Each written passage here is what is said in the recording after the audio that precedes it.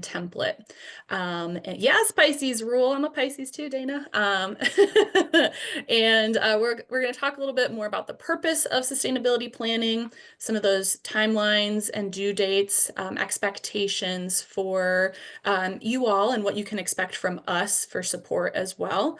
We'll review the template itself. We did send that out to folks yesterday, so maybe you had a chance to review the template, but we will also be going through it thoroughly. We'll have some time for reflection, and then we will review action items, due dates again, adjourn from that point. So why sustainability planning?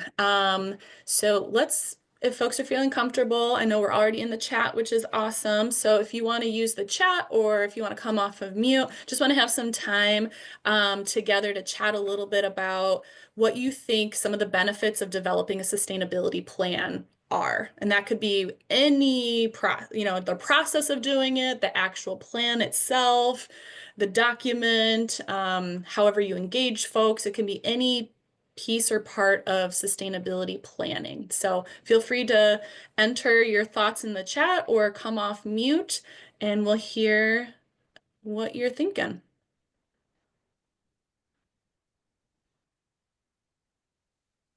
Hi everyone. I'll get started. So I definitely think one of the benefits that we've seen from developing a sustainability plan is it's kind of guided our tail end activities of our work and kind of steered us a bit as to what we want to focus on and really prioritize next with all of our efforts. So I think I kind of think of it as like the guide as to how we're going to move forward and what the plans are for long term. Awesome. Thank you for that. I see in the chat too, Dana shared that it shows that you're thinking current and future and having accountability in mind as well. Absolutely. Go ahead, Calvin. I see your hand up. I kind of like see it as like a SWOT analysis, like you identifying what it is that you have, um, what is your areas of weakness, and what is your area of opportunities? What are your threats as well to all those things? So I look at it as knowing what it is that you have, because if you don't know what it is that you have, how can you actually sustain it? Yeah, that's a really good point, right? And some of those opportunities could be the here and now, some could be future planning. Some of those threats could be present day. They could be, how do we pivot and navigate in the future? What are we going to fall back on? Cool. That is awesome. What I was going to say else? something similar, sorry. Yeah, go ahead. Kind of using it as a continuous quality improvement tool, kind of same as Calvin mentioned, Yep. identifying what you do well and that can continue the work and your foundation of what you do. And then also finding ways that you can continually improve and finding ways and plans to put that into action and do better, down the road. Absolutely. Yeah. Kind of being able to see where you are, where you're headed, what were some of those maybe mini wins and some of those larger opportunities. Adam, you came off mute. Do you have some ideas you'd like to share? Maybe not. We'll come back to you. Iman shared that it helps maintain improvements over time, so very similar to what Brian was talking about, ensures that health gains aren't lost when funding ends. Absolutely. Yeah, that's a really big piece, right? Oftentimes, sustainability, one of the easy things to think about would be the funding, right? And it's a very important aspect of it, absolutely. How do we also look at the strategies that we want to see continue?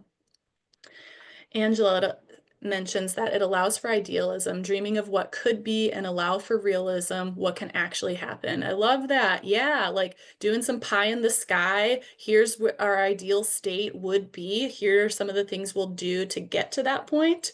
If you saw my hand motions, I like to work backwards from a deadline, right? So being able to see what are some of those opportunities, and Patty also stated that it allows for creativity. Yeah, and I think in times of challenge, crises, there's often a lot of opportunity for creativity, as we've learned, through COVID, how we do things.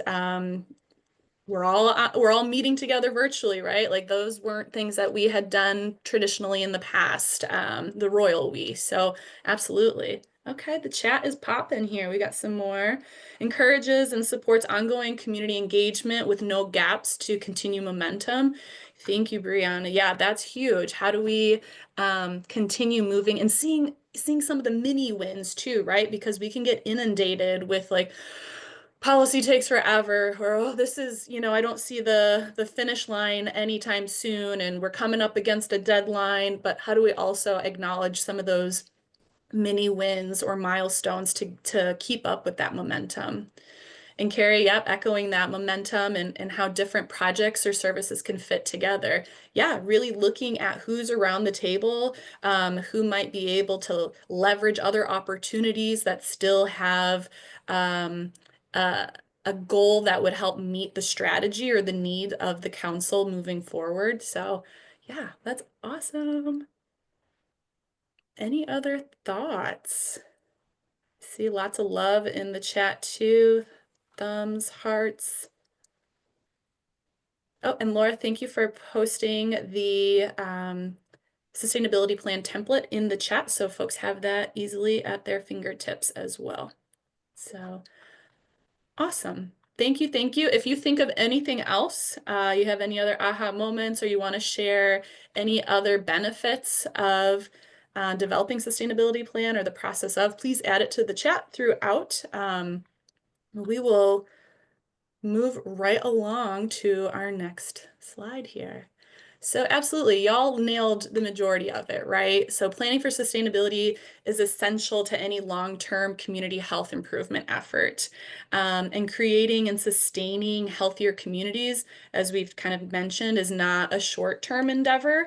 There may be some short-term plans and wins in there, but it's definitely an ongoing and very intentional process. And it's important for developing some contingency plans moving forward, moving work forward in challenging political environments, which we could be in, right? And what that looks like maybe in the future. So it really allows for coalitions, communities, councils to really address critical public health issues beyond any one source of funding, right? You kind of mentioned that with some of the feedback from the last slide there. It helps protect investments made by the community. So thinking about what are those things that we want to continue on? Where have we put a lot of our time, talent, treasure, and how do we keep that going? And it really enables those collaborative efforts to thrive in the face of change. So some of those things and some of the like, why are we doing this? What's in it for me? Because that's a big thing, right? We all have competing priorities, and seeing this as a benefit and something that could be used as a tool for the future, we wanted to highlight a few of those opportunities. So these components that we'll go over in the template can really help for future grant writing. We'll have some narrative components. We'll also have some other work plan type components in there that could really be, you could plug and play. Ooh, I just hit my computer. Plug and play into some of those applications. You could use it as a component to polish up a presentation for a board, a council, a future funder, and any other partners that you may want to talk about the work. Some folks had talked about wanting to have an elevator pitch to talk about the council and the work of the council. So this template will be able to help folks get there or really hone in on what that looks like. It can feed into strategic plans and future funding sources. And then, as y'all mentioned, right, it's a plan for keeping folks together. We have lots of multi-sector collaboration going on, and how can we ensure that there's some quick responses to future opportunities? Because oftentimes it had been, hey, here's a funding opportunity. Either there's competition for multiple orgs in the same community going for it, or it's a scramble to get everyone to the table that may have a vested interest in those dollars and the work, right? Because of the community and the alignment to some of those strategies. Apologies if you can hear my dog barking in the back. So really excited for this. And as we'll talk about all of this, there's been parts and pieces that have been presented. So a lot of the work y'all have already done. It's just going to be putting it into a different form, you know, all together in one nice package to be able to use. And I really wanted to also highlight like what this could look like, right? We talk about that it's short-term wins and long-term goals, and the importance of being able to see these mini wins and milestones along the way, because it can be a very long process, right? Especially if you're looking for additional funds to support some of these strategies. How do you still celebrate and look back on the work to tell that story too? So in the next slide, going to be sharing a bit of a real world example. This may be familiar to some folks on the call here. I see Brian smiling. So this is an example of the tobacco-free parks work that was done in Grand Rapids during the REACH grant, the Racial and Ethnic Approaches to Community Health, that I was fortunate to work on. But it wasn't just my work, and it wasn't just the work that started during 2015 when I joined the team, right? A lot of this work, groundwork, was really laid back in 2011 during a community transformation grant that the county had received at that time. And so they were focusing efforts on a tobacco-free air campaign, specifically in the Roosevelt Park neighborhood. So there was plans for park activation, understanding park utilization, and what are the desires of the neighborhood, right? What does that look like? They really wanted to have a park that had soccer. It's a very heavily Hispanic Latino community, and that was something that really resonated and connected. And in addition, wanting to highlight tobacco-free spaces. So at the time, there was no tobacco-free parks policy or ordinance in Grand Rapids. There was just some signage maybe at Grand Rapids Public Schools right on the front door of the building, but not at any of the playgrounds that also served as parks for community after school hours. So the REACH grant started in 2014, and one of the strategies was it was focused on policy systems and environmental changes, and one of the strategies was tobacco-free parks. That was like our pie in the sky. If we had tobacco-free parks, that's what we were aiming for, right? So we had identified partners that were already invested in this type of work, that had already been spending time in this space or adjacent to it, right? So we were looking at folks that were either impacted in this and or how they could be engaged and amplify their efforts. So we partnered with the Urban League of Grand Rapids, now Urban League of West Michigan, which had a lot of tobacco cessation funding that they were working on with youth in particular. We had another CBO, which is the Granville Avenue Arts and Humanities, that did a lot of artwork and campaigns. One of the campaigns was called Young Lungs at Play. So like a caution, young lungs at play, no, don't smoke here type of concept. We had the neighborhood associations. We had Friends of Grand Rapids Parks, Grand Rapids Public Schools, Parks and Rec, the Tobacco Free Network, which was at Health Net of West Michigan at the time. And we really brought folks together to talk about what could this look like. Here's this shared goal that we have in mind.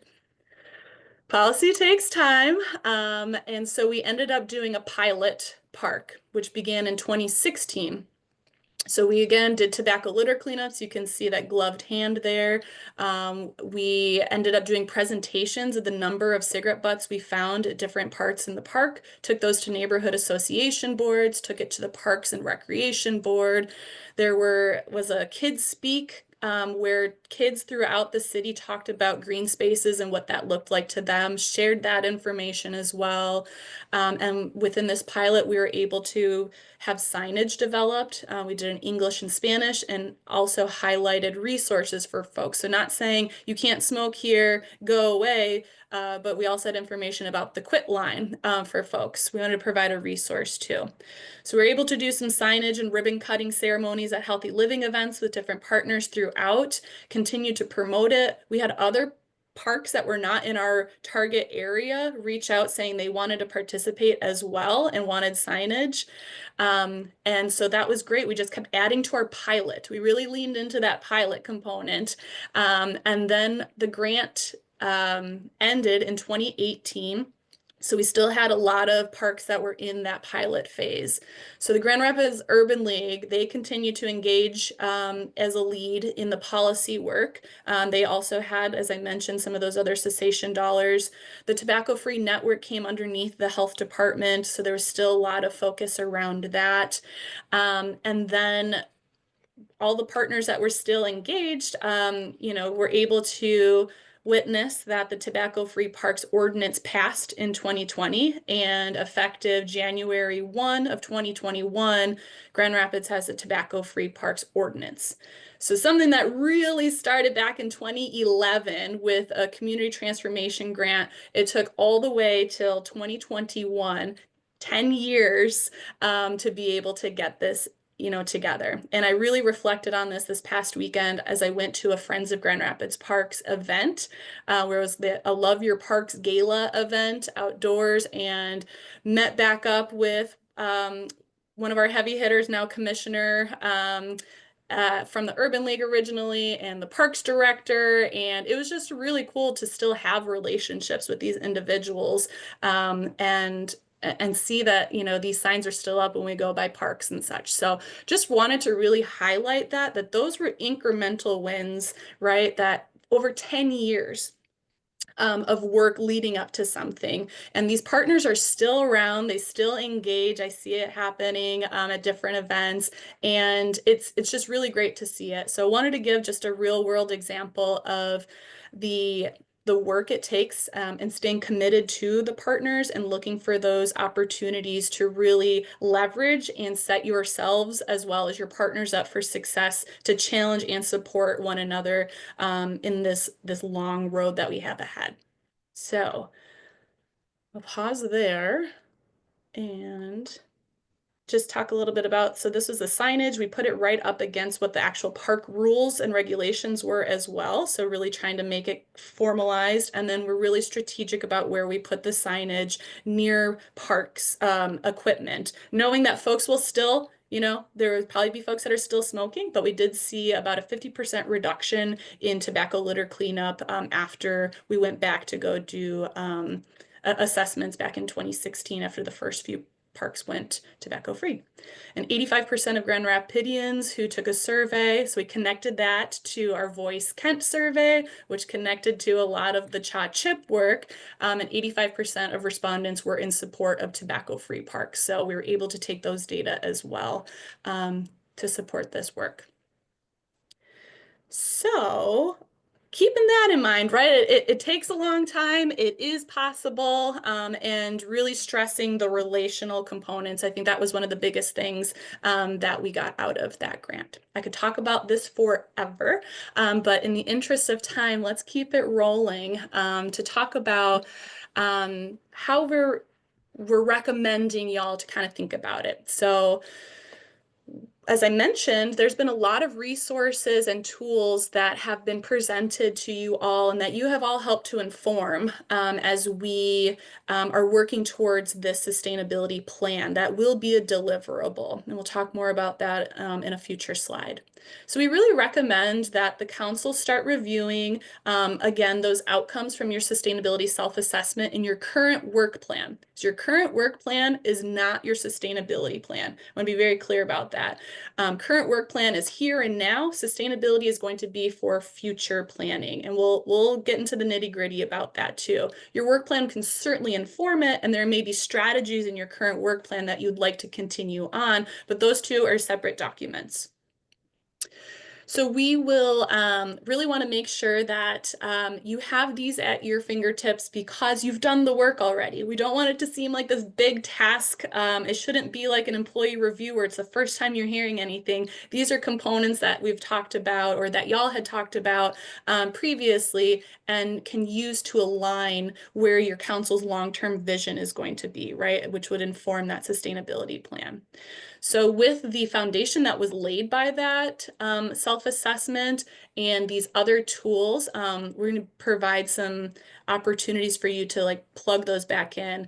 Oftentimes sustainability plans are not thought of until after the fact, but what's really great about this opportunity is that's what this year is about, right? This funding period of being able to have that work plan. So it's a both and, so doing the work, but then how do we also use this time to plan ahead? So we'll talk about opportunities for approach and how to engage the council in this and what some of those expectations look like on the next slide.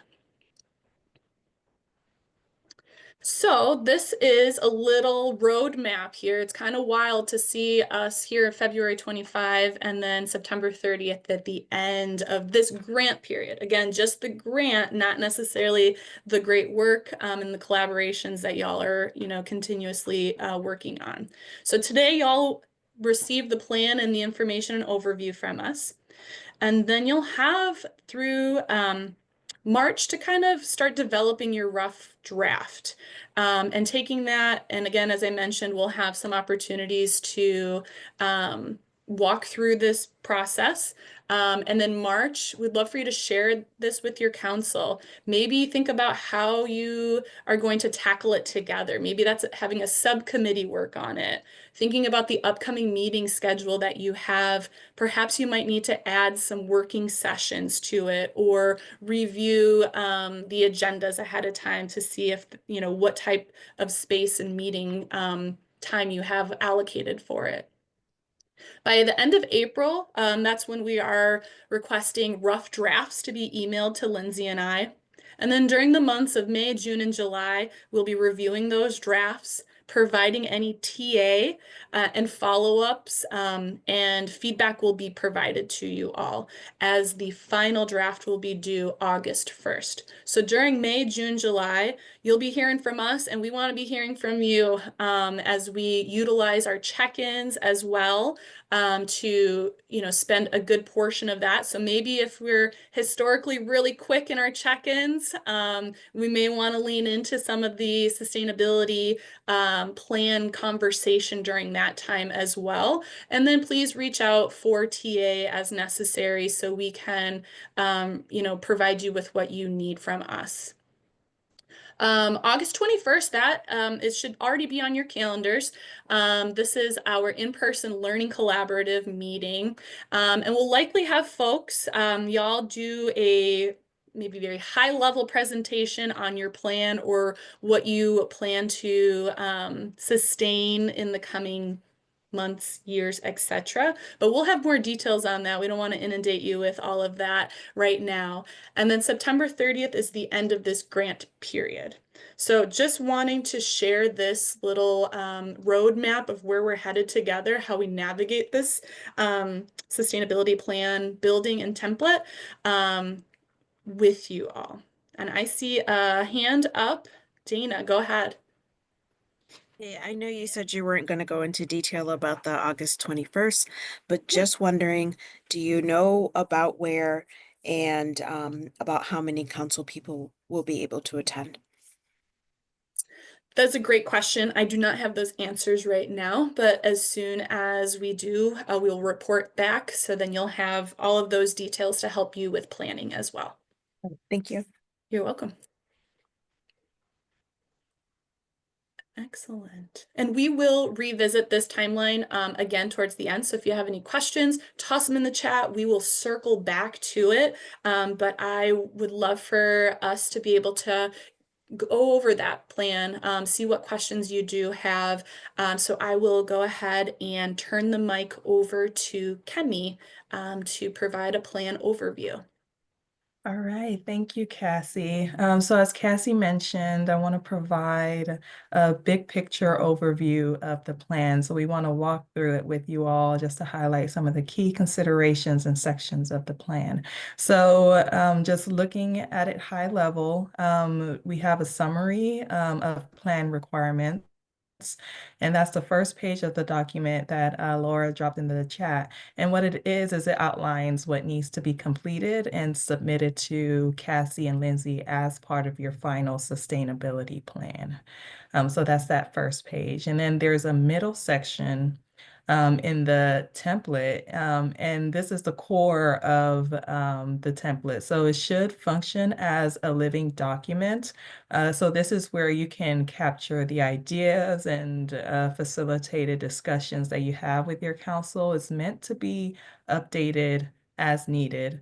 So it shouldn't function just as a rigid document. You should update it and lean on the resources and the documents that you've created in the past to complete these sections. And I'll go into a little bit more detail into that once we go over the actual document. And so the appendix and additional tools section is the last part of it, and it includes additional information to support your council in the sustainability effort. So it includes some of the framework components like the collaboration and partnership piece, the communication piece, evaluation, organizational capacity, and funding. So those are the three main sections of the document, but now I want to go into the first 3 pages of the plan, just to kind of delve into that and talk more about the summary outline. So this Are you first able? page, You can oh, see it. Oh, you can yes. see it. Good. Okay, thanks. All right, so this first page, as I mentioned before, this is the outline, and it goes over the key sections that should be completed and submitted to both Cassie and Lindsay. So that first section of this document is that you'll be completing is a health equity council summary. So what this includes is a brief history of your council, opportunities and challenges. It should include the description of your council goals, groups and individuals that are responsible for implementing your council goals and components, and then resources that's devoted to implementation. And then finally, your council's goals and activities that you'll like to sustain. So that's that first section, and there'll be more detail about that later too, I think. And then the second one is the sustainability plan goals and key components of your sustainability. Again, this is the core of the template, and it's a table where you'll define, the goals and objectives, your strategies, who's responsible, resources needed, and timeline. And then the challenges and solutions section is where you identify challenges and then potential solutions, and also a plan moving forward. And then finally, that's the sustainability plan follow-up and evaluation is where you'll track your progress, who's responsible for monitoring and evaluating sustainability efforts, and then, how you'll reassess your progress and set new goals. So again, it's important to keep in mind that this is a working document, so it'll evolve over time. But just to be sure, as Cassie had mentioned before, there are deadlines. So just remember that the draft is due April 30th, and then the final version will be due August 1st. So this is the outline that goes over, you can always reference back to this and go over it as needed. So then the second page is, oh, am I frozen?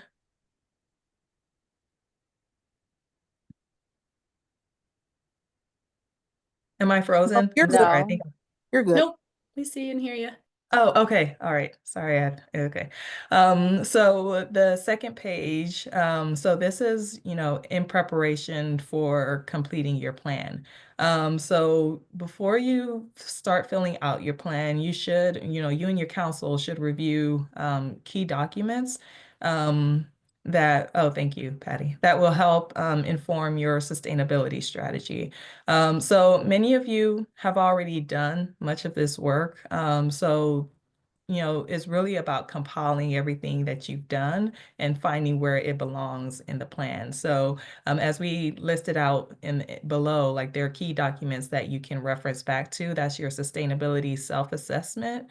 So all of you have done that self-assessment, so you can use that to help you form your goals and objectives for sustainability. And we've also provided objectives in a template as well for you to reference, but just, your self-assessment can be used to help inform some of the objectives and goals that you create. Then there's a work plan that you all have completed as well.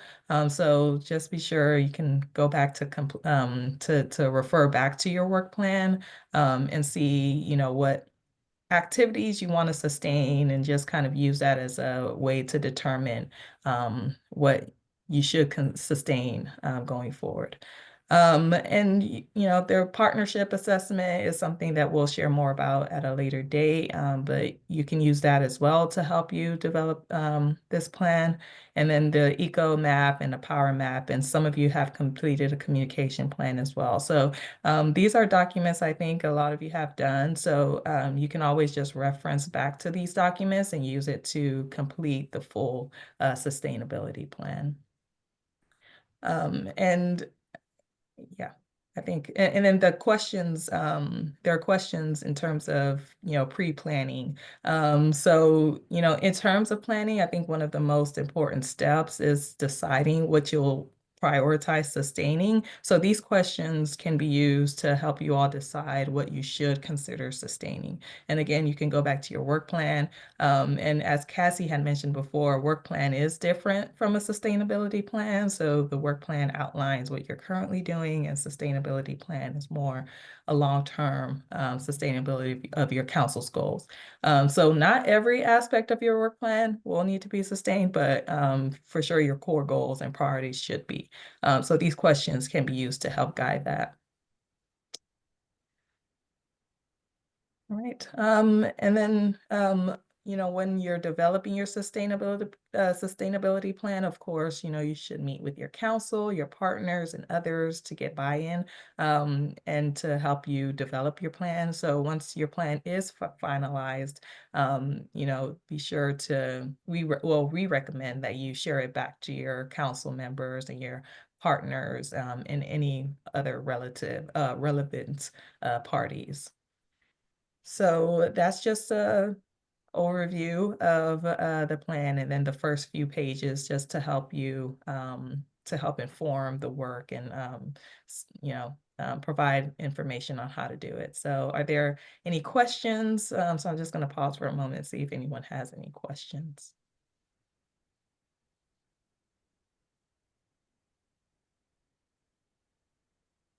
Okay. I'm not seeing any hands or anything in the chat. So I'll turn it over to Lindsay. Thanks, Kemi. So we're sort of going to be scrolling through most of the document for you so you can kind of see, and Laura did put it in the chat so you can kind of go through it at your own pace. And I know for many of you, this may be the first time we've seen this. So I know there's some like processing and questions that may come up later, and that's totally fine. And we're here to answer any questions that you have as you think of them. So that was sort of what can be presented, was sort of the instructions and really what information to gather and what to think about. And this next section, the next couple of pages, are the first pieces of your plan. And the first section is really sort of a summary of your Health Equity Council. It's sort of summarizing the story behind your Health Equity Council, talking about sort of the information and the background of who is at the table, why the council was formed, the overall goals of the council, and who the partners are, like who's there, who is engaged in this work, what resources are currently being leveraged. And that could be, yes, financial resources, but other kinds of resources too, sort of like partnerships and different contributions that the different partners make to the table. And then any sort of the key activities and strategies and goals that your council has decided to sustain over the future. And so this is really I think, important because it really sets the stage, describes the efforts of your council. I know Cassie had mentioned before that if you have an elevator pitch, or if this is on your website, or, you could pull from a lot of different pieces and bring this in. Or if you don't have an elevator pitch, this could be a great place to get started, and take that and convert it into something else, or use it for maybe a future RFP or sort of a grant application. So this sort of really gets us to tell the story of your council in narrative form. And so you can use this document as sort of a handout, and you can type in your words into the text box here. On the next page is a second narrative section about summarizing your sustainability goals. And so really thinking about what are the key activities that the council has prioritized to be sustained beyond the grant funding. And we know that we may not be able to sustain everything, but what is super important and crucial for the community to continue to move forward, what efforts and goals, based on the results of your self-assessment. Maybe you all have done some strategic planning, maybe you've been working on this effort for years now. So what are the things that are very important to move forward after this particular grant funding ends? And so, looking at using those pieces, those documents to really, sort of plug that in here in narrative form, like your work plan. A lot of you have already started having sustainability plan conversations. So like entering that and documenting that here. Any questions that are coming up right now for those first two sections?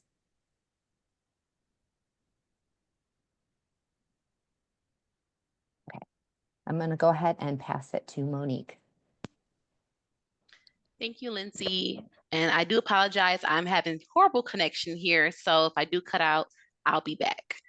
So for section 3, this is really, to me, like the really most important part, the meat of the document, where you will be actually able to list out those key components for sustainability. So these key components of sustainability, you've already seen through your sustainability self-assessment. So you should be familiar with those 9 components. So this here is an opportunity for you to set yourself up for success based on those conversations that you've already had with your council members. So we will go into the table below that Lizzie has up on the screen. And this table will pretty much help your council plan for strategies for sustaining long and short-term efforts for these specific sustainability components that we have, which is all 9 of them. So we'll quickly review an example at this table. Here you see that we are using that first component, which is strategic visioning or strategic planning, however you want to put it, but we are focusing on this component, and we'll kind of walk through each part of the table with this component in mind. So the first box will list out your component that you're focusing on. And for this specific example, this was what it would look like if you were to indicate mastery for this component. So it reads here, to ensure long-term sustainability by embedding the HEC vision into all decision-making processes and activities.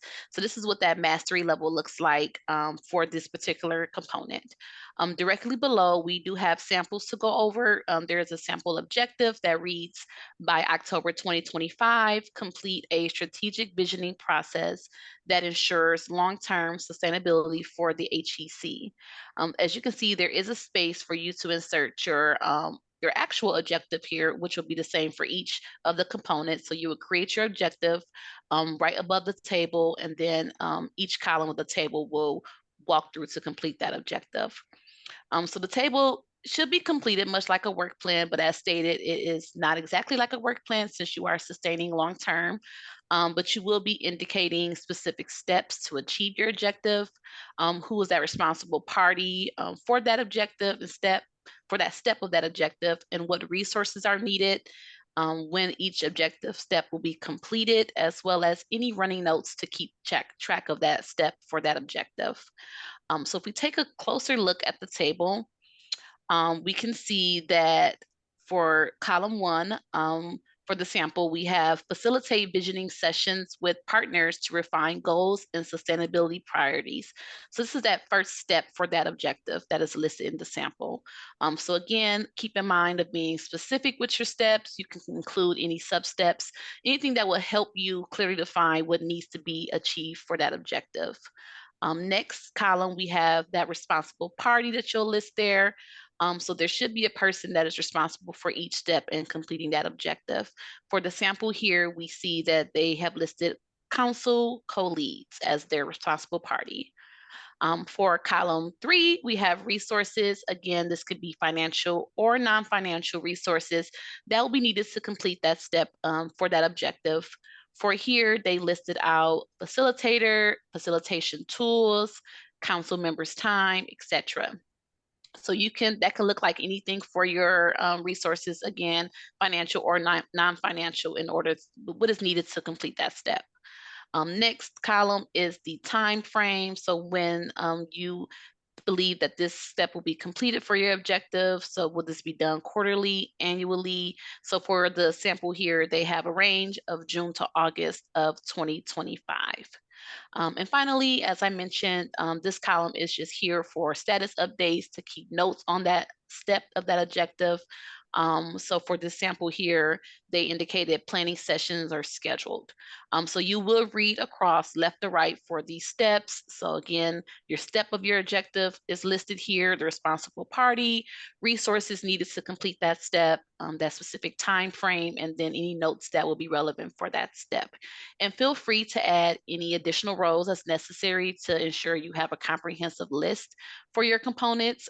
So definitely this document is not set in stone. You can add any additional steps that may be needed, but we want to ensure we have these columns to kind of work through each step of those objectives. Any questions before I kind of finish wrapping up what this chart should look like and how it can help with each component? I want to pause just to make sure we don't have any questions.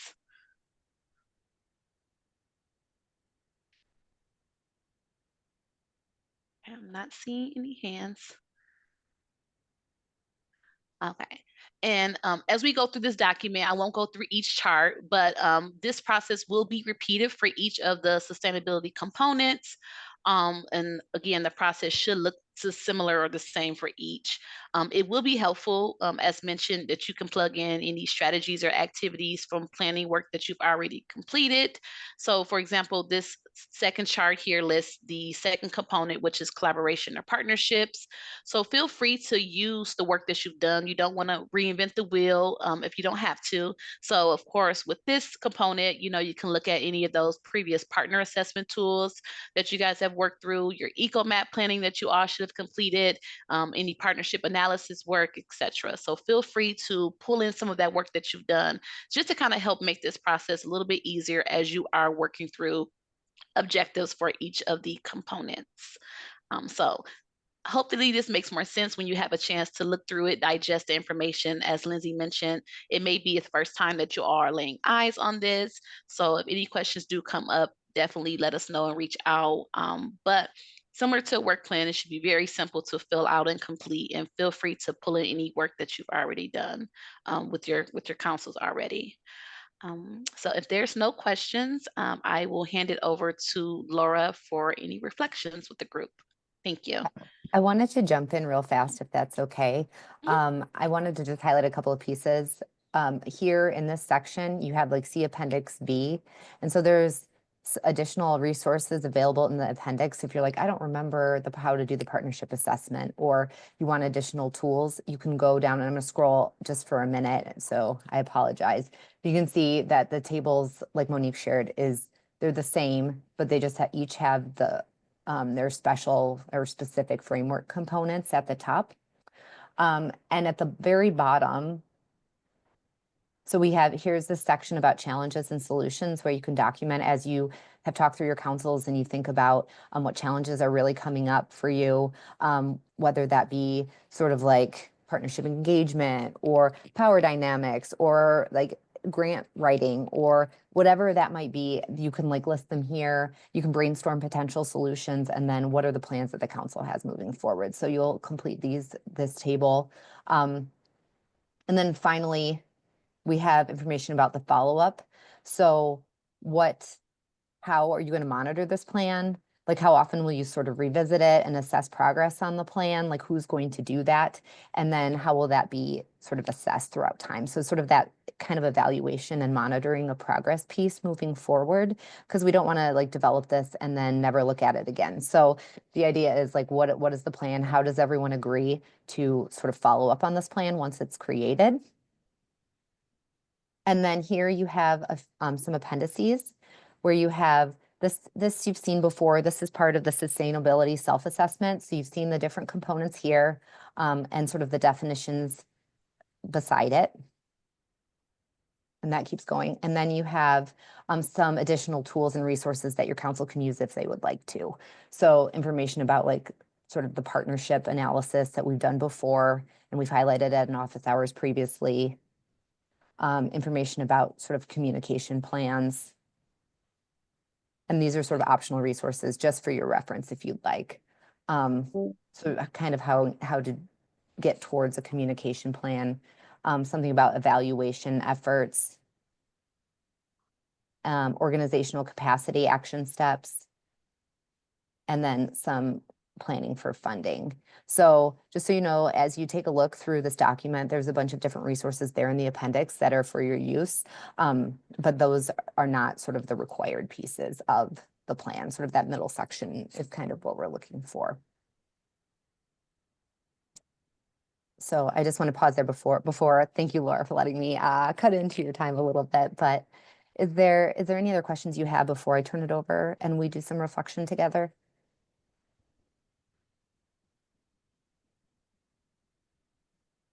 Okay. All right, Laura. I'm gonna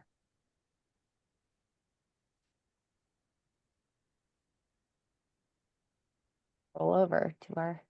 Moving right along. I'm trying here. Sorry about that, friends. Okay, I'm gonna scroll down so we don't all get sick. All right. Okay. Thank you. Thank you, Lindsay and team. So you've gotten a lot of information from us here over the last hour on the sustainability plan template. Before we get into questions and some conversation, I just want to know, folks, either you can come off mute. I know everyone's pretty comfortable in this space. We're all friends and family. But you can also add in the chat as well if you feel comfortable. What are some like initial reactions or feelings that are coming up for you after kind of taking a first look at this sustainability plan template? Are we feeling good about entering this next phase of your project, your Health Equity Council's goals? Don't be shy.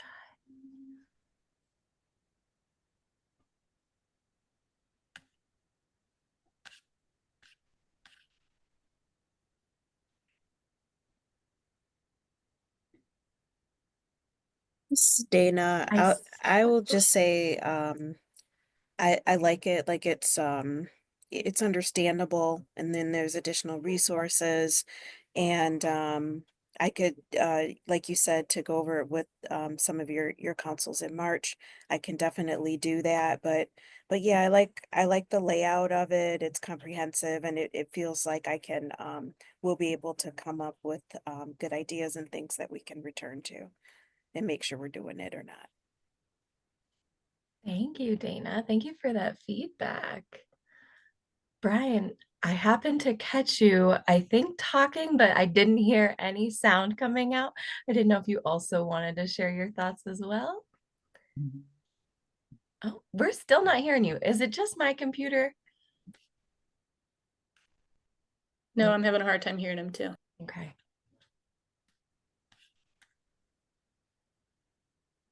Well, go ahead and if you want to share in the chat, Brian, or you work out those tech issues and come back. I see Susan came off of mute. Yeah, I'm just sort of thinking through like the time that we have allocated from our council members and like what we already have planned and like we weren't planning on this. So like what is there options for kind of paring it down as they're like, I'm just anticipating the time we'd need to do a good job with this timeline is not time that we have allocated.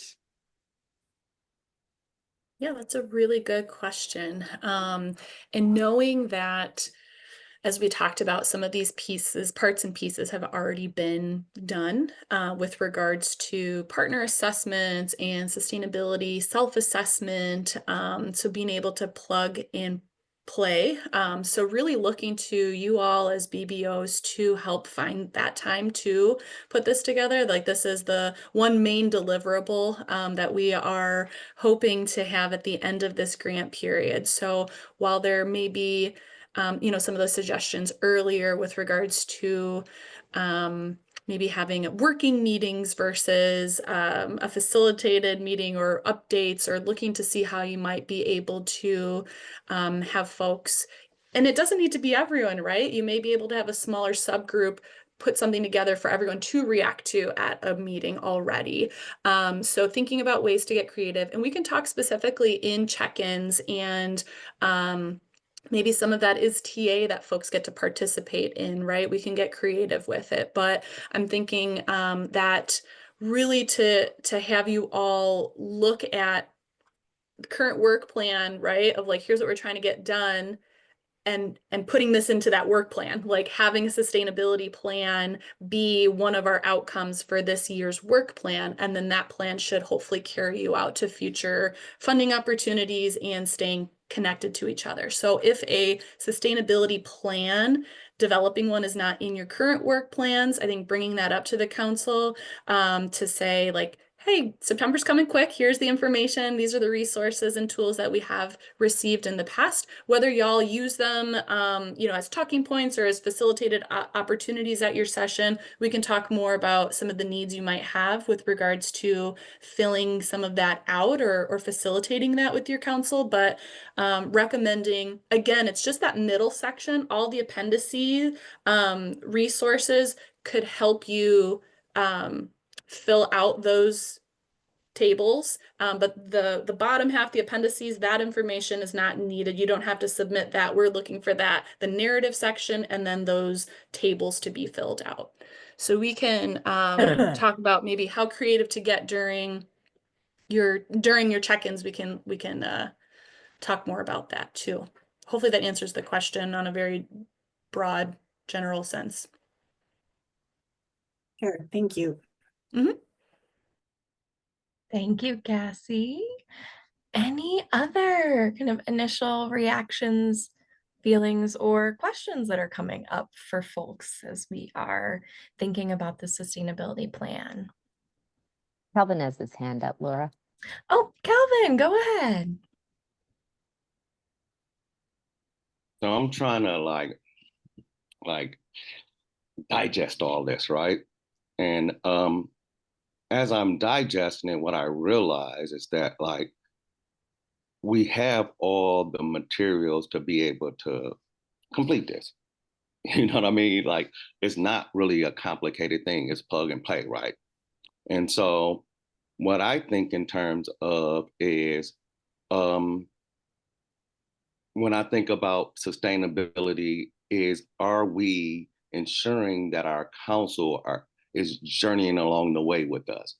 Meaning that the most part of the Health Equity Council's work, in my mind, maybe I'm wrong, is it being community led and it being community driven, but community understanding how to lead and drive. And so when I look at this template, it's clear to me, I get it, you know what I'm saying? So it's not that complex. However, I think that, not a however, also I think that like it takes us to where it is that we need as a community to begin to build trust. So a lot of the sustainability plan should be about ensuring that the community is not feeling, especially during this time, that you're going to leave us.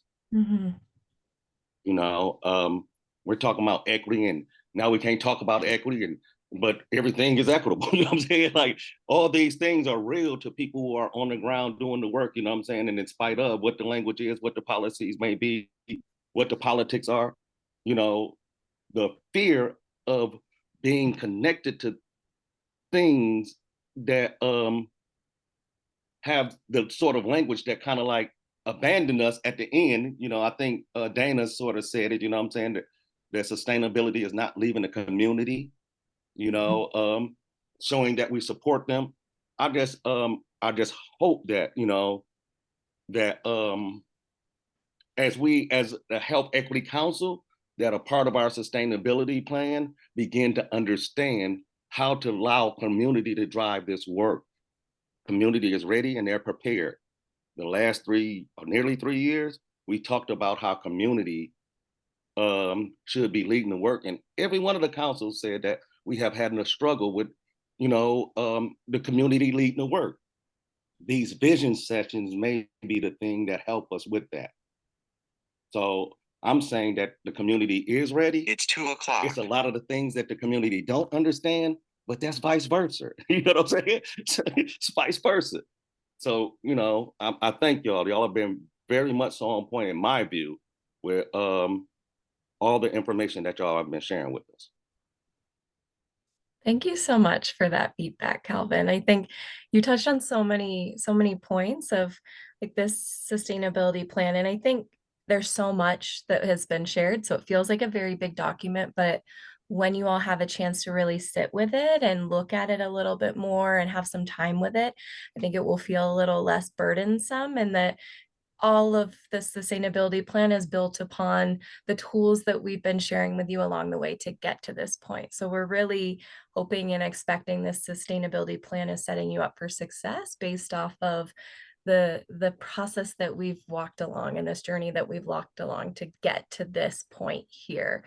So really, really great to hear that it sounds like that's kind of what everyone is feeling and getting from it. And if not, certainly too, as you're walking through the sustainability plan and you feel like we don't have this information or this is still very unclear, that is absolutely okay as well. That's where you really lean on us as a team to come back and say we need some additional support, we need some additional facilitation support just in walking through this, or help us kind of navigate this before we take it to the council.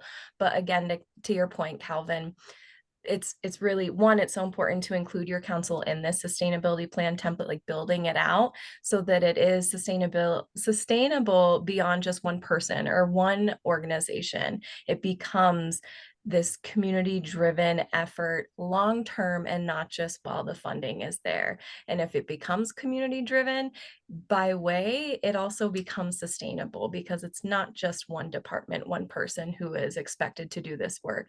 It's shared across many and shared across many organizations in the community as well. So really appreciate your feedback. And Cassie plugged a little question in the chat too that we can open up to folks as well as to some of this feedback that you shared, Calvin. How do we make sure that community is engaged in the process and that there are plans to continue working on the strategies together via the council? So does anybody have any strategies for how we make sure that the community remains engaged in the process? Any thoughts on that? Or some strategies that you're already using and doing?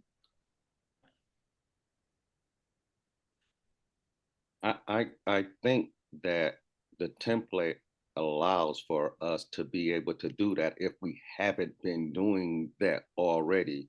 And what I mean by that is it assigning roles and responsibilities to particular council members so that their voices being heard. You know, we're not hiding, you know, their voices, if you will, but we're actually bringing them to the table.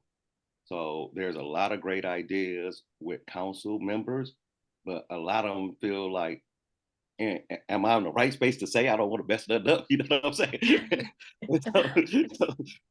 There's these real fears, you know what I'm saying? And so like, for me, I think you get the best of the person in conflict and controversy, you know what I mean? And so how do we take that conflict and controversy and frame it through an asset lens as opposed to what we generally do with conflict and controversy? We run away from it. We put a deficit narrative on it. When we're talking about dealing with community, it is deeply woven, you know, and so we got to go deep.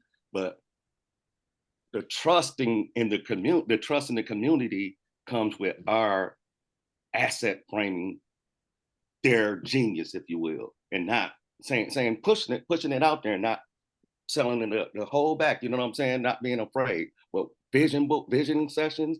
You know, like this is what the information is. How do you understand it? What do sustainability look like to you? You know what I mean? All these things. Who are you as a partner? What would you like to do? All these things are things that like help community begin to utilize their voice. So I think that the template that is set out, it allows for that to actually happen if we haven't been doing it already. So I think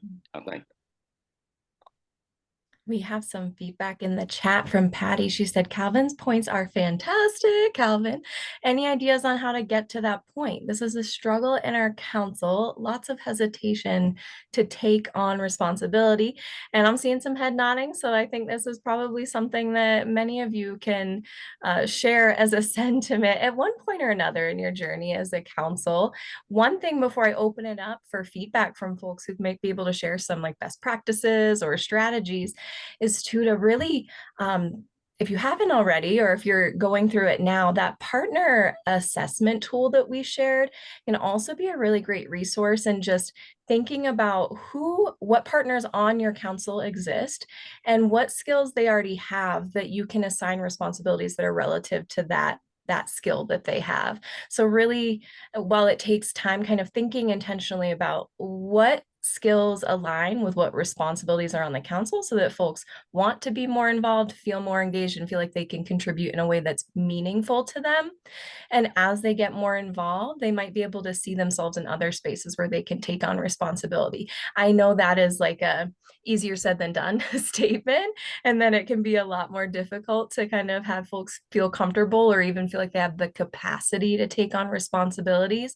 But if only one person is carrying the load, that's also not a council that is reflective of the community. So I think using that partner assessment tool will be really helpful to lean on the varying skills. Not everyone is going to be comfortable with face-to-face interactions in the community. Some people are comfortable with the behind-the-scenes recording information, recording what's being shared in meetings. Some folks might be comfortable in more of that networking space, or big and small, all of the skills that folks have are important. So I think really using that tool can help to identify what skills and assets, to Calvin's point, do exist that might be able to be translated into responsibilities that your council needs to fill. But I want to open that up too for any other feedback or thoughts, or maybe someone's like, no, Laura, that's not working for us. Any thoughts on Patty's question that she has for folks? How do we get people to take on responsibility on the council?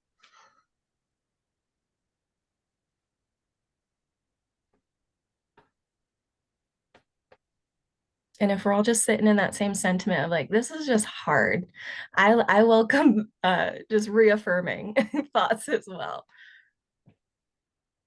Hey, this is Dana.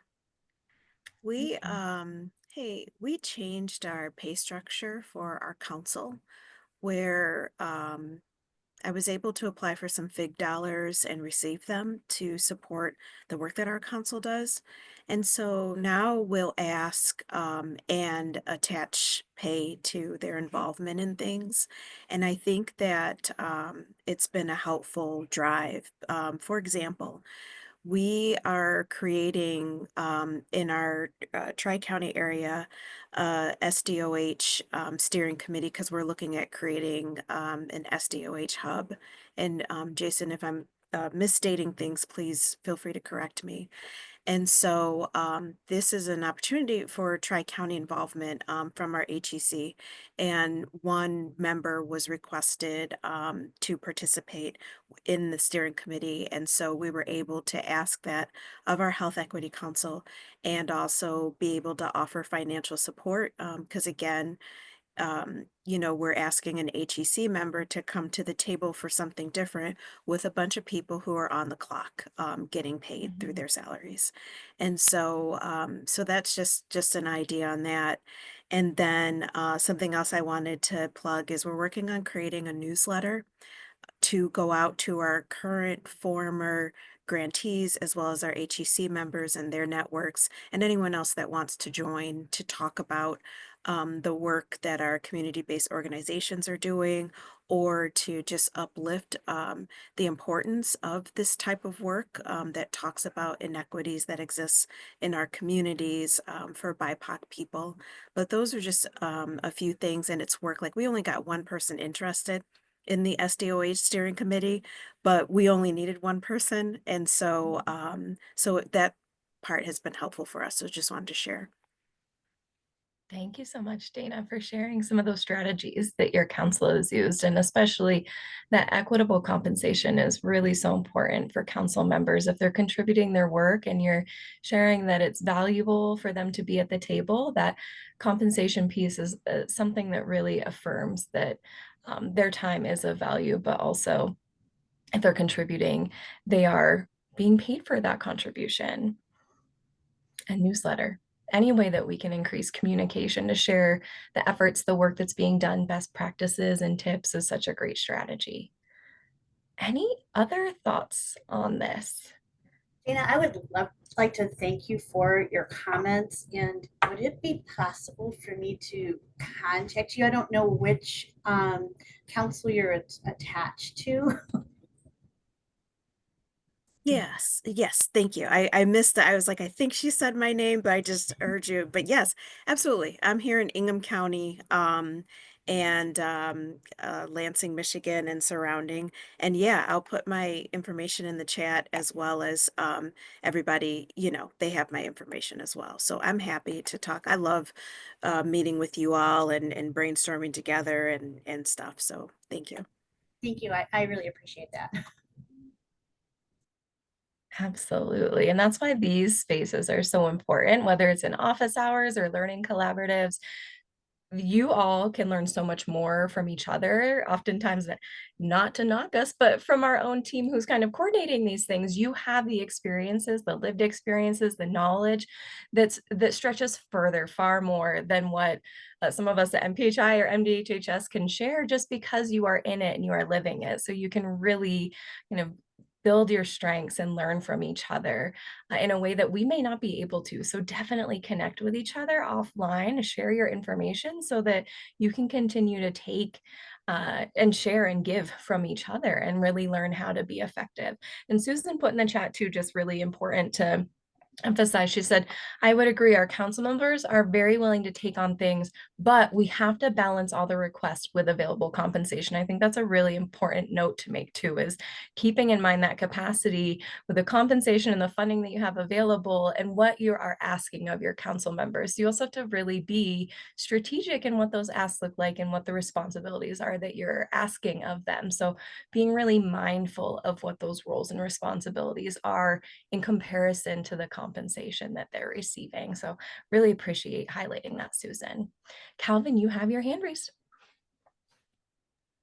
Yes, I just love what Dana says, and I think we should all take a page from Dana's book, right? Because she's been consistently saying and doing these things. You know what I mean? So it isn't like something that she just manufactured in the moment. So one of the things that we did that was a great thing was the listening sessions. And so like we went out and heard the community across the city of Detroit. So those individuals are community members. When we do our partner assessments, you know, when we're talking about our strength, now we may only have one person on a council that could represent the SDOH. We may can bring somebody from the listening session community in to fulfill another word. That's a community collaborative. You know what I mean? Finding other, creating spaces to get other voices from the community involved will heighten the voices of those who are already involved, is what I think, you know. But compensation, equitable compensation is there. And the reason why I say Dana, because it was Ingham County, Genesee County, and Detroit, Wayne County that all said they mastered funding. They mastered funding for the council. So they don't have funding issues, you know what I'm saying? And so one of the biggest part of the council is worrying about how we sustain funding, you know what I mean? So thank you for that, Dana. Thank you. Thank you so much, Calvin. And you kind of touched on something that I think we can open up space. We have a little bit more time for discussion here. So I think since we're having so much fruitful conversation, we just keep it going. And Calvin, you touched on this a little bit in terms of listening sessions is like a really useful strategy that has worked for your council in getting community feedback and getting them involved and into the fold in other ways. Are there any other strategies or success stories that have worked already for some of your councils in terms of shifting towards sustainability and engaging the community in your sustainability efforts as you move forward, or anything that has worked in the past in terms of sustainability success? Anybody wants to share anything? So we talked a little bit about the tobacco-free park. So, thinking through that lens of a program that was really sustainable long term.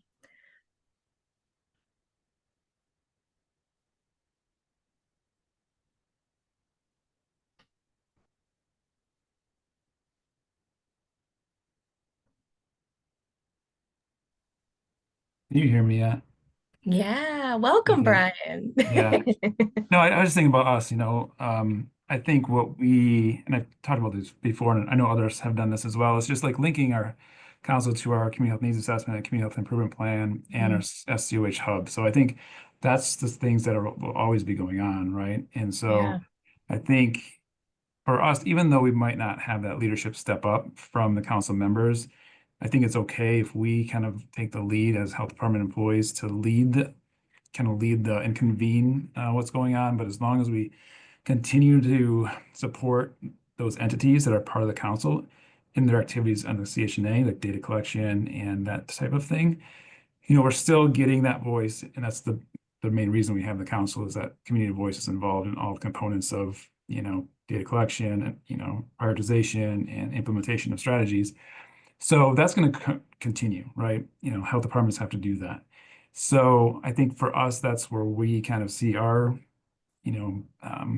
council continuing and then also having voice in what the health systems are doing and their implementation strategies as well, making sure that that voice is heard by the systems, so they're just not off in their own, rooms making their own plans. So that's where we've kind of, I guess, set our foundation is connecting our community voice group to those continued efforts for health assessment and health improvement. That's a great idea. I appreciate you sharing that, Brian. I think, again, it's really about leveraging too what assets and what exists already in terms of health outcomes, improving health outcomes, health equity efforts, tapping into that. So not just thinking about your own council's efforts and what you'll need to do to be sustainable with your work, but also thinking externally outside of your council, what work like a community health improvement plan, a community health assessment, and a community health improvement plan might already be taking place at your health department, or a community health needs assessment might already be in the works within your healthcare system. So tapping into those as well, if you don't already have those existing relationships, starting there by building those relationships out and making sure that the council, whether it's one person or a few people, have a voice in those spaces as well, so that you're able to have influence and be a part of decision making in those spaces where there is going to be significant change within the community, and you're able to share the efforts that your council is doing, so that you can essentially move those forward through other folks' work who are also aligned with improving health outcomes. So tapping into the CHA, the CHIP that might be taking place in your community health needs assessments through healthcare systems, really great strategy for sustainability, especially when funding may not be something that you have at the ready at that time. Any other thoughts? Again, such great feedback today. All right, we'll shift into this next question here. I have one other Cassie. thought. Sorry about that. I was just thinking, oftentimes we'll have some institutional knowledge leave, whether that's an organization, whether that's a council, and just wanting to think of another benefit of having the sustainability plan in place would be for someone who may be onboarding into the role, someone who needs some additional historical context, right? They could get that from the narrative component, as well as where have you been, where are you heading as a group. So just wanting to think about that too, knowing that some forces of change might be folks, work at a different organization, or, are they a new contact person that you can pull into that work as well? So just seeing how this tool could be helpful internally as well, as maybe an onboarding tool for that. Thank you for that additional feedback, Cassie. It's a really great point, especially kind of as we're in, I know it's so trite to say, but we're in such uncertain times. And so as things are shifting and we're continuing to do this work and maybe in different ways, and the council may shift in different ways based off of what's needed in your own communities. This tool can also be really grounding for your council in terms of staying forward focused and how you keep that momentum moving forward. And as Cassie shared, like really keeping it as a document that everyone can visit and everyone has that baseline understanding of what the expectations are of the council as you move forward. And knowing that you can always, I think Kemi shared this earlier, always go back to that document and revisit it and use it throughout your time and throughout your efforts, not as a one-time, we've completed the sustainability plan, we're done. Revisit it. It's a fluid document. Make those changes as you need to as changes occur as well. So, what areas might you anticipate technical assistance needs or support from our team? We feel like there might be any support needed, or where maybe your council might get stuck in a certain place within the sustainability template. Consensus building. So we got in the chat consensus building, and that's certainly something that our teams can easily provide support for in terms of getting everybody to have space to be able to share what they believe is most important, and getting to a space where it is consensus being reached in whatever direction you're moving forward. But we can certainly provide support in relation to consensus building.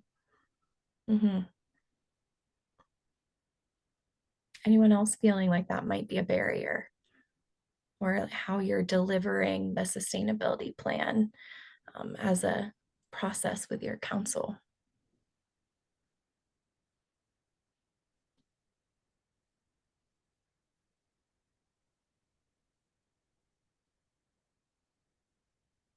Okay. I think the sort of delivery of the directive is a bit of a challenge with our council, as our council is really all community members and activists, and sort of wrapping heads around written documents and written things at a high level like this is challenging. So if you had, I don't know, if it would be visuals or a talk through or something that made it easier to digest what we're asking folks to think about, might be helpful. Absolutely. Thank you for sharing that, Susan. I think that's really important for our team to hear, because we want you to be successful, or whoever will be responsible for leading the charge with your council and completing the sustainability template.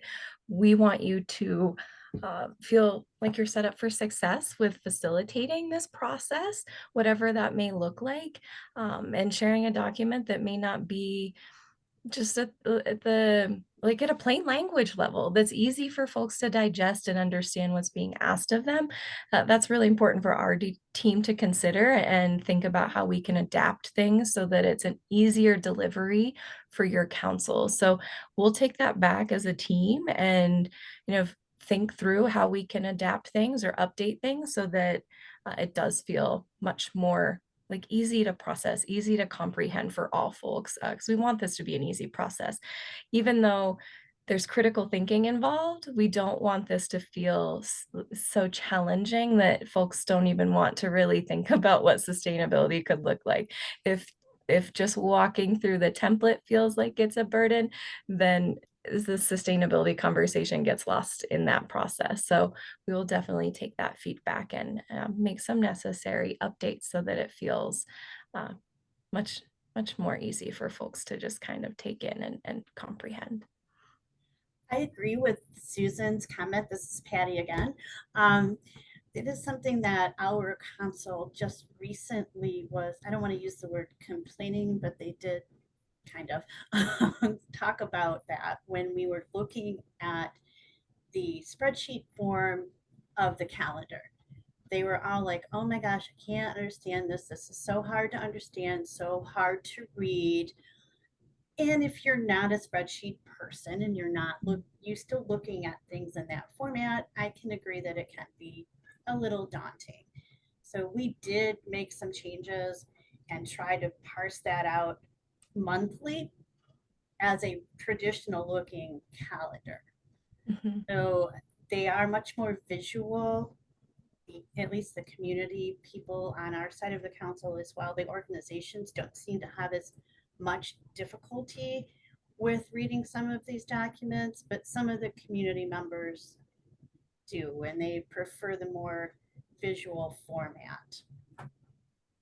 Absolutely. And I think it goes back to, I think it might have been in office hours where we had a conversation very similar when we were sharing the partner assessment tool, that it felt very like institutional how it was developed and how it read to folks. And I think that's just such an important consideration that you're sharing and that we talk about all the time, are these councils are so community driven. And so yeah, there may be some folks on the council who have some of that institutional knowledge where it's easy for them to pick up the document and go, okay, I get it. But we have so many different council members with different experiences and different strengths and knowledge. So we need to make sure that whatever we're sharing with them, everyone has the same ability to engage in it in a way that's meaningful. So that's just super helpful. We always appreciate feedback, whether it's constructive, positive, it all helps us to be able to make those changes that serve your council. So yeah, we want something that any council member can pick up and feel like they can engage in it without it being difficult, without them having to be explained in different ways from other folks, the same experience for everybody. We seem to have some issues too with people's level of knowledge of technology in general. So I don't know if there are some ways that you can help us to teach them how to be better with some of the basic technology. I mean, sometimes I send things out and say, hey, fill out this PDF and, you know, send it back to me, you know, and they don't understand what any of that means. Mhm. And I know that that's not necessarily something that you can fix, but are there like training sessions that we could put them through? Are there community training sessions that this comes into conversation as well with our council? People of the community aren't necessarily very well versed in technology. The younger folks are, but the older that you get on the scale, people just don't understand technology, or they're distrustful of technology, or they just get so confused. So are there programs that are just basic technology things? Because I think that's going to help with us getting the word out, you know, in terms of how do we communicate with people who don't have a lot of tech background, and people take it for granted that everyone has an iPhone. And that's not necessarily the case. Or if you do have a smartphone, you don't necessarily know how to use that. We talk about doing social media, but there's a whole sector of population that don't get touched by social media.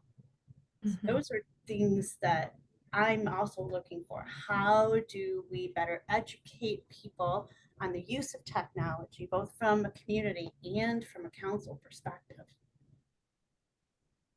Thank you, Patty. There's quite a few hand raised here. Nicole, I think your hand might have been raised first. I apologize if I didn't get the order correctly, but I think Nicole's hand was raised first if you want to share. Sure. So, just talking or thinking a bit about the digital literacy component. So, one of our programs that isn't related to the Health Equity Council, they actually acquired some funding. And this is something that I think all groups should be aware of. Comcast and like AT&T, they often have like opportunities where they'll give you like 200 laptops for free. And you just have to conduct some sort of like digital literacy training or work with a partner to do the digital literacy training. So the assessment or the literacy item that we use locally, I'll drop into the chat. There is a license fee for it, but it's not anything like super expensive. But it's really cool because it goes through all the basics of like how to open an internet window, how to search for something, how to close it out. And then you can actually like test at the end of it and you can train people to kind of lead the sessions. And what we've been able to do is everyone that completes it, they get a laptop because we've been able to acquire them from Comcast or wherever else. So I would say if you aren't familiar with anybody in your immediate area that's doing it, you might be surprised because a lot of places are kind of jumping into the digital literacy piece. And I just know that's what we're using locally. Thank you, Nicole. We're getting some wonderful feedback in the chat from your resource that you shared. So thank you so much for sharing that with us. Dana or Calvin, I'm not sure whose hand was up first. So whoever wants to come off mute. Go ahead, Calvin. Go, Dana.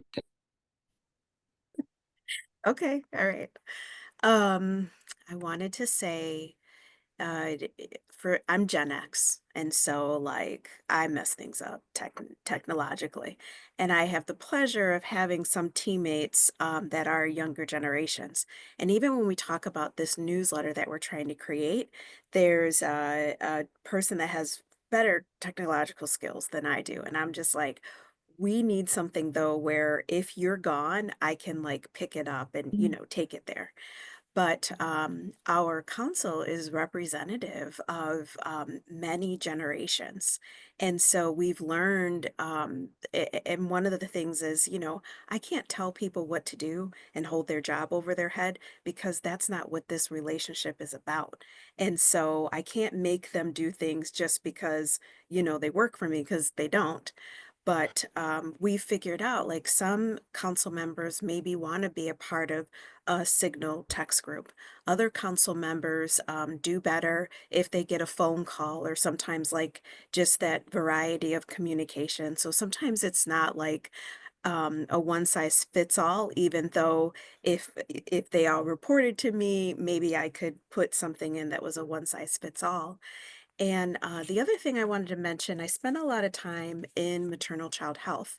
And so we absolutely valued our parents being at the table with us in our decision making.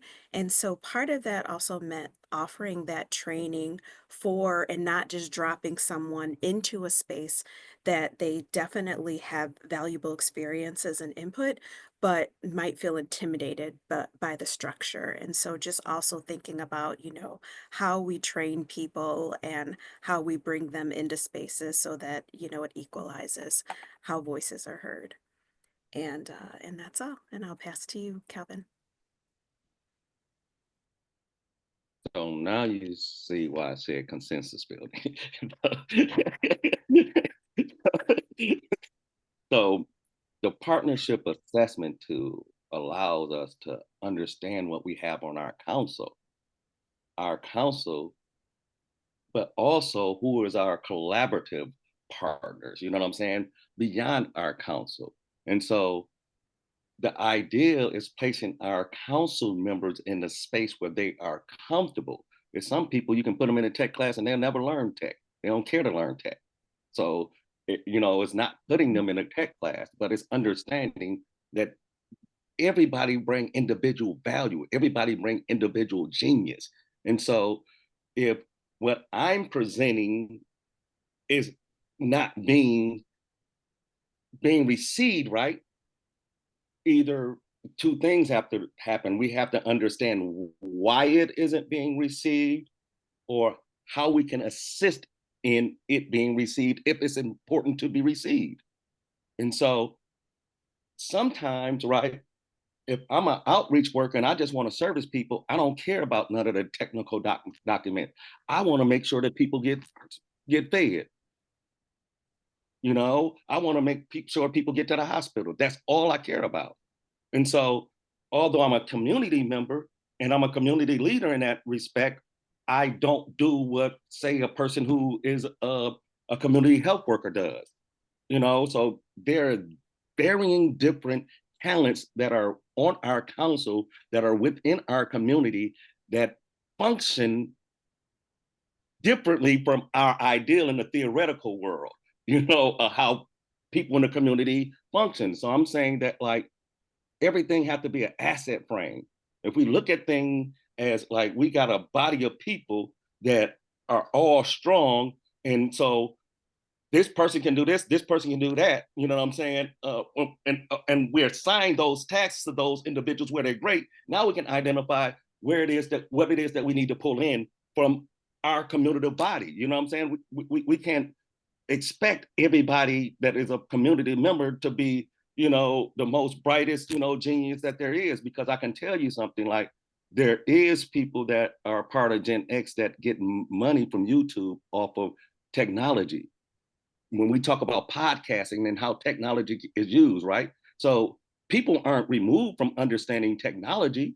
You know what I'm saying? It's how, in the environment, in the space in which I'm going to be able to do this. So consensus building is all about understanding, you know what I'm saying, the battles of different powers.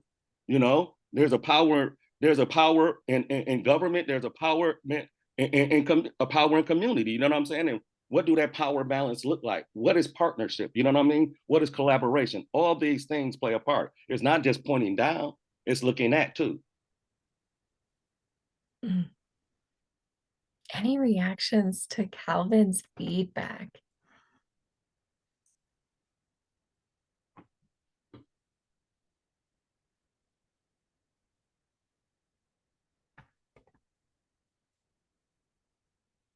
Yeah, we're all sitting in it.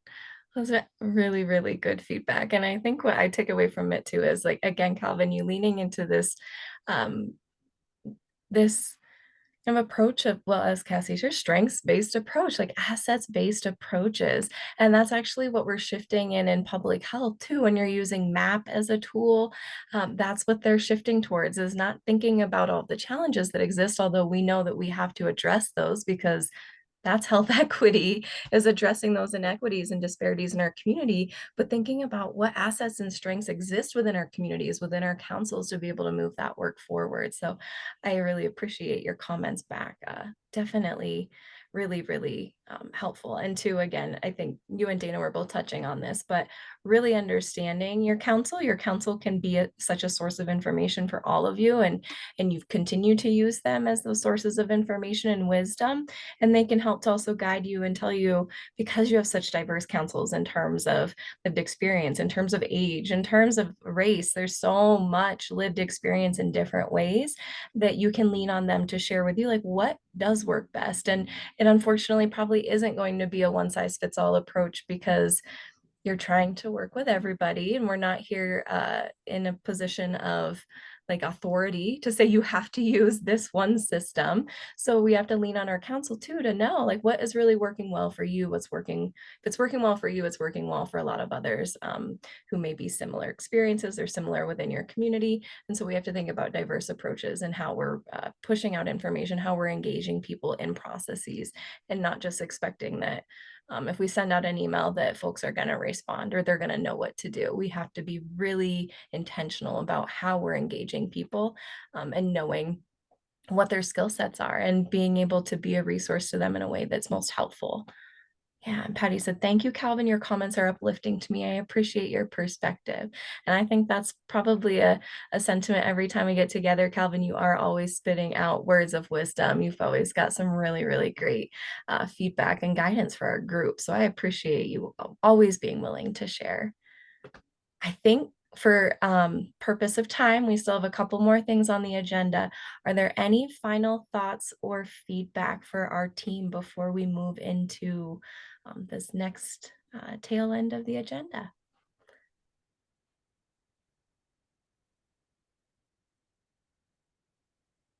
All right.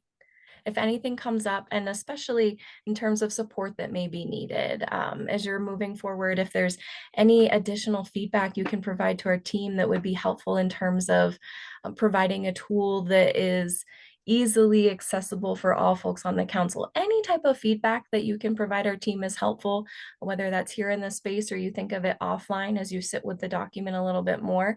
Please don't hesitate to reach out and share with us. And again, don't hesitate to reach out if you think of any other support or technical assistance that you may need, especially as you start to work on this sustainability plan template. We don't expect that you'll have that answer up front. It may come 3 months from now when you get to a certain point in the conversation with your council that you're realizing we really need some help in this area. But it may also be just some initial launching too, where you want to feel set up for success. So reach out to our team and we will be happy to help you. But I believe I am passing it over to Cassie now. So thank you all for sharing today.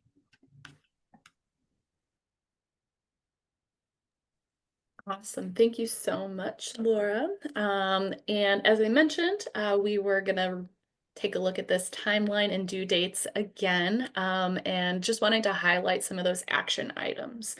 So really looking for you all to take some time and review the template again, come up with questions that you might have, whether it be for better understanding, questions you might have around facilitation needs, ways to help build consensus around certain things, right? Or better understanding and framing. We'd be happy to identify those TA requests, seeing if they're coming similar asks, right? So maybe that will help inform a future office hours for a larger audience, or if there's something that is a little bit more specific to your council's needs. So taking a look at that, sharing the template with your council as well, right? So ensuring that they have the information, they get an opportunity to ask questions as well, and then reviewing some of those items that were on that checklist of resources that you've either already engaged or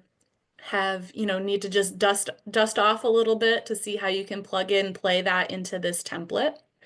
And then start to submit some TA requests and or have some conversations with us during those check-ins. I will make sure that that's on our agenda every time, talking about the sustainability plan, and we can talk about any of those specific needs. And again, we can also carve out additional time for TA specific. So again, that is the timeline and due dates. If you have questions, comments, concerns about them, please reach out to me, and we'd be happy to answer those and tackle that with you. So that concludes our not office hours, our learning collaborative conversation. So we will stop recording. Let's see here. I think I can do that.